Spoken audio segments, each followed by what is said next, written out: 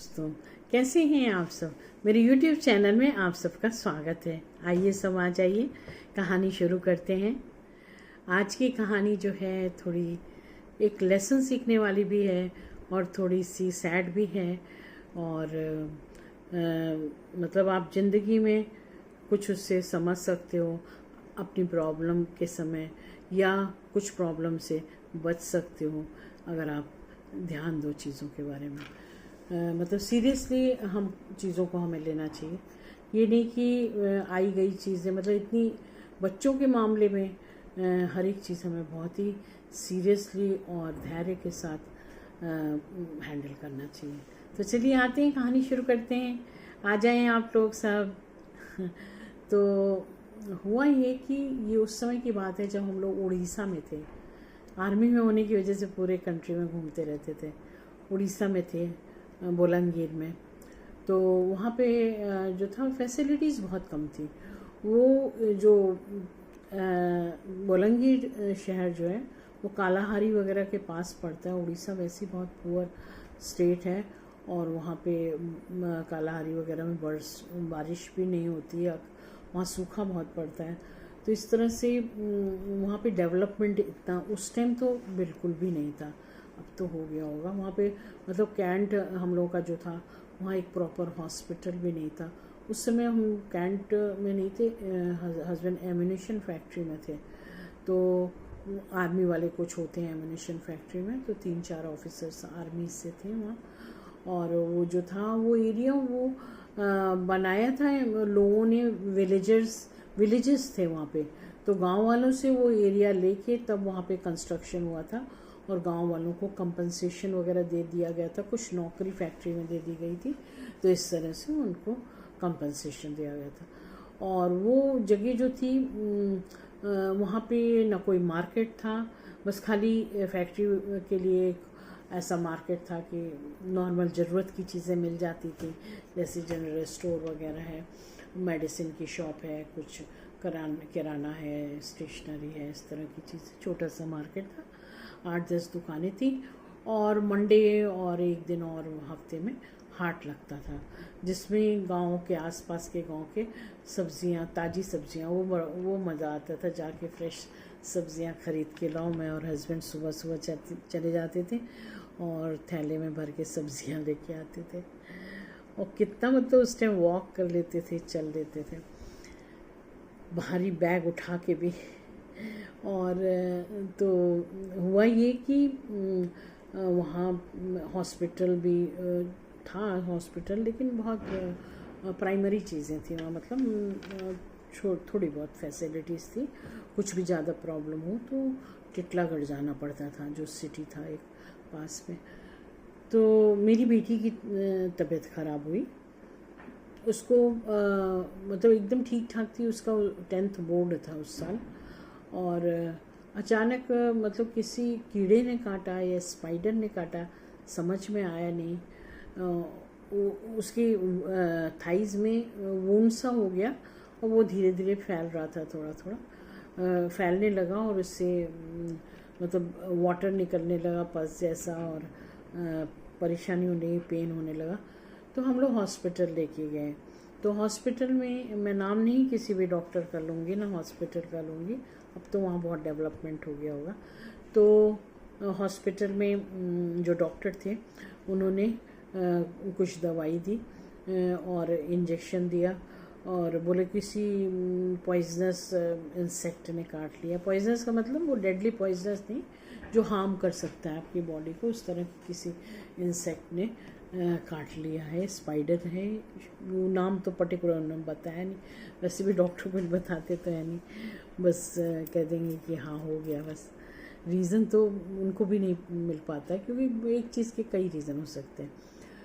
तो दोस्तों फिर क्या हुआ कि हम लोग आ गए, इंजेक्शन लग गया और सारा वो हो गया, दवाएं वगैरह लेके आ गए। उसको बेटी को मेडिसिन्स वगैरह दी और फिर खाना वाना, जो बहुत भूख वगैरह भी बहुत कम हो गई थी, तो अपना जो भी खाना था, खिचड़ी या दही कुछ ऐसे खाया उसने और दवा खा के फिर वो सो गई।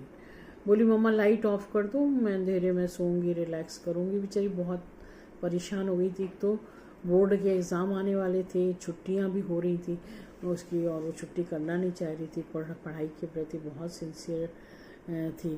तो वो सोने अपना चली गई। उसके बाद करीब 2-3 घंटा वो सोती रही। शाम को करीब 7 बजे 6-7 बजे जब वो उठी, और तो मैं बाहर ही थी, हम लोगों ने चाय वाय पी ली थी, बैठे थे बात कर रहे थे, मैं मेरे हस्बैंड, और वॉक के लिए सोच रहे थे जाने के लिए, पर बेटी सो रही थी तो हम लोग नहीं निकले।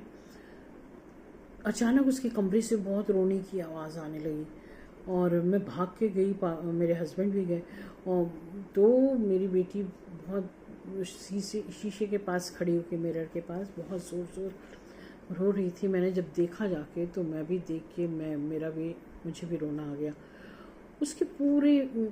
उसके थाई में प्रॉब्लम थी, वो जो वुंड था, उसके पूरे फेस पे बड़े बड़े फफोले, और लाल लाल वाइट पूरे फेस पे चकत्ते फफोले हो गए थे, नेक तक पे, हाथों में।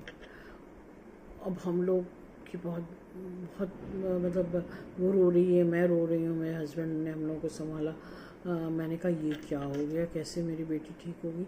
फिर हम लोग उसी टाइम गाड़ी निकाला, भागे हॉस्पिटल पहुँचे। मुझे वो डॉक्टर पे बहुत गुस्सा आ रही थी जिन्होंने दवा दी थी, उनकी दवा या इंजेक्शन क्या रिएक्ट किया समझ में नहीं आता। जो हेड थे, मैं तो सीधे हेड के पास गई, उनसे मैंने कहा कि इस तरह से क्या दिया, मेरी बेटी को रिएक्ट कर गया है। और तो पर वो जो हेड थे वो भी हॉस्पिटल में तो है ही ना, वो भी अपने डॉक्टर को प्रोटेक्ट कर रहे थे कि नहीं ऐसे नहीं हुआ, वो तो कोई और कारण होगा। चलो वो तो हो गया था, पर उसको ठीक करना था। और फिर वो जो स्पेशलिस्ट मतलब हेड थे तो नेचुरली सीनियर मोस्ट थे, और जिन्होंने दवा दी थी, इंजेक्शन दिया था, वो एकदम न्यू डॉक्टर थे, और उन्होंने ज्वाइन ही किया था थोड़े दिन पहले। तो ऐसे कभी कभी अनएक्सपीरियंस्ड डॉक्टर से ऐसा एक्सपीरियंस भी हो सकता है। फिर वो जो हेड ऑफ डिपार्टमेंट थे, उन्होंने फिर ठीक से चेकअप किया, फिर मेडिसिन दी, और धीरे धीरे फिर वो चीज़ें ठीक होने लगी। करीब 10 से 15 दिन लग गए मेरी बेटी को नॉर्मल होने में, और ये इतना टाइम उसका पढ़ाई का, बोर्ड का एग्ज़ाम था, वो वेस्ट चला गया। फीवर हो जाता था, और इतना ज़्यादा बॉडी में कहती थी पेन हो रहा है, फेस पे खिंचाव हो रहा है, फेस तक पे पेन होता था, फेस की बोन्स में, तो चीक बोन्स, ये वो कहती थी बहुत खींच रही है, दर्द हो रहा है। तो वो बड़ा टफ पीरियड था। मैंने कहा आपसे शेयर करूं, मुझे अक्सर याद आता है, तो बहुत डरती हूँ मैं सोच के कि भगवान ने बचा लिया, नहीं तो पता नहीं क्या होता बेटी को। और मेरे हस्बैंड जबकि मुझे चुप करा रहे थे कि नहीं बोलो, पर मैंने कहा कि मुझे बताना पड़ेगा, कम से कम हेड को पता तो होना चाहिए कि क्या हो रहा है हॉस्पिटल में, क्यों हो रहा है, कैसे हो रहा है, उसको ठीक करेंगे। तो इस तरह से आप लोग भी, मैं यही कहूँगी कि कुछ ऐसा होता है तो आप ज़रूर एक्शन लीजिए, और उसके लिए आवाज़ उठाइए, और उसको चीज़ों को सुधारने की, नेचुरली जब आप आवाज़ उठाएंगे तो चीज़ें सुधरेंगी, अदरवाइज़ तो सब चुपचाप बैठ जाएंगे, तो वैसे ही चलता रहेगा।